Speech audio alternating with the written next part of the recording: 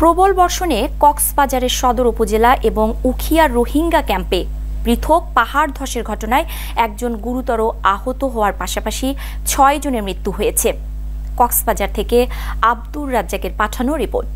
কক্সবাজার সদর উপজেলার ঝিলংজা ইউনিয়নের দক্ষিণ ডিককুল এলাকায় পাহাড় ধসে একই পরিবারের মা মেয়ে সহ ৩ জনের মৃত্যু হয়েছে।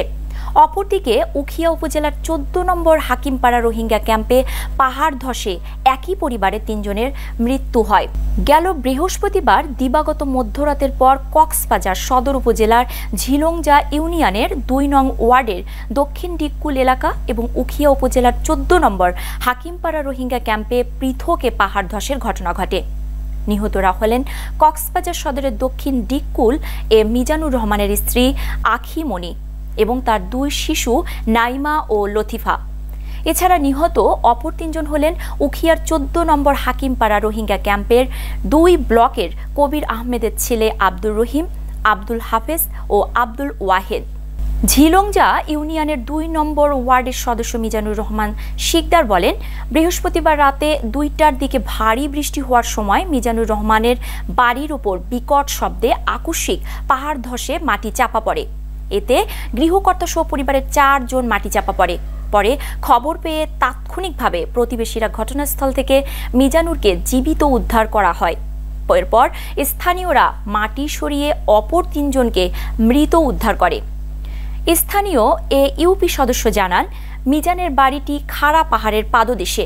বৃহস্পতিবার বিকেল থেকে শুরু হওয়া ভারী বৃষ্টিতে মাটি নরম হয়ে যায়।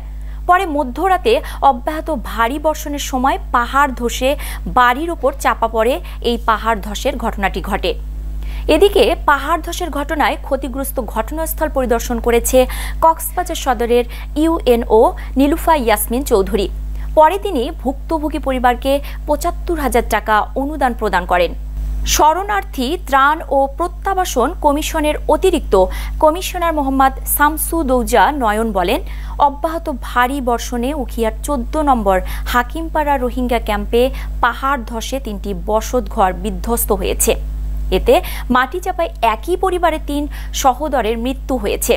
পরে খবর পেয়ে স্থানীয় স্বেচ্ছাসেবকরা বিধ্বস্ত ঘরবাড়িতে উদ্ধার তৎপরতা চালিয়ে মাটি সরিয়ে ৩ জনের মৃতদেহ উদ্ধার করে।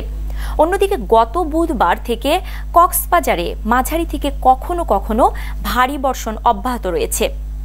ভারী বর্ষণে বৃহস্পতিবার জেলা শহর সহ অর্ধ শতাধিক গ্রামে মারাত্মক জলাবদ্ধতার সৃষ্টি হয়েছে। বৃষ্টি ও পাহাড় থেকে নেমে আসা পাহাড়ি ঢলের পানিতে অনেকের বাড়িঘর প্লাবিত হয়েছে। এতে এলাকায় জনজীবনে দুর্ভোগের সৃষ্টি হয়েছে। কক্সবাজার আবহাওয়া অফিসের সহকারী আবহাওয়াবিদ আব্দুল হান্নান জানিয়েছেন, বৃহস্পতিবার ভোর ৬টা থেকে শুক্রবার সকাল ৯টা পর্যন্ত ২৭ ঘন্টায় মোট বৃষ্টিপাতের পরিমাণ ৪০১ মিলিমিটার। চলতি মৌসুমে এটি একদিনের সর্বোচ্চ বৃষ্টিপাতের রেকর্ড। ধসের যে ঘটনাটা আছে ঘটে গেল, আমরা জানার পরপরই এটা ফায়ার সার্ভিসের সাথে কথা বলেছি। ফায়ার সার্ভিস যারা মারা গেছেন তাদের ধ্বংসস্তূপ থেকে উদ্ধার করেছে। আর এখন যেটা দেখতে পাচ্ছি যে তাদের ধ্বংসস্তূপ মানে ঘরটা দেখতে পাচ্ছি, আমরা জানতে পেরেছি যে ৩ জন মারা গিয়েছেন, মহিলা আখিমণি এবং তার 2 সন্তান সহ, এবং তার যে হাজব্যান্ড আছেন তিনি কিছুটা আহত আছেন আর কি। আর আমরা এখানে এসে সার্বিক পরিস্থিতি দেখলাম। আর আমরা সম্মানিত ডিসি স্যারের নির্দেশনায় আমরা উপজেলা প্রশাসন সদরের পক্ষ থেকে আর্থিক অনুদান দিব, সরকারি অনুদান যেটা তাদেরকে করব।